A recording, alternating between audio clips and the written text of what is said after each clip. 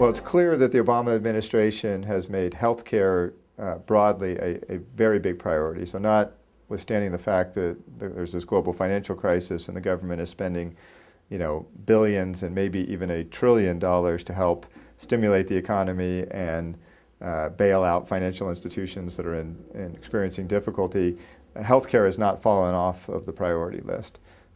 He made that very clear through the campaign and most recently even after being in office. And in fact, in the first economic stimulus that was proposed and now passed, there was a significant increase in the funding for basic research, which is a good benefit for the industry.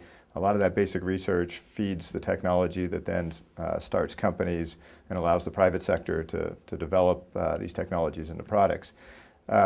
A large part of the debate, some people are calling it sort of a 30-year debate. This debate that was about to happen will really set health policy for the next generation is about to begin, and that's going to be largely about coverage, who gets covered, greater access for people who currently do not have access to healthcare insurance, and therefore to drugs, which is something the industry very much supports, more access.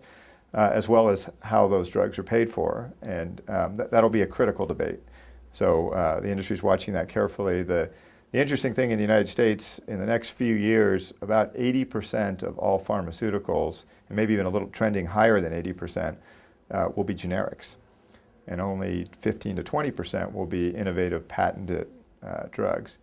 And so the hope for balance here is that the cost savings that can come from generic drugs will leave enough money to provide adequate reimbursement and pricing for the innovative drugs, because the industry absolutely needs to show investors that there is a return for taking all that R&D risk to develop a product. Currently that's about 10 years and in the excess of $1 billion.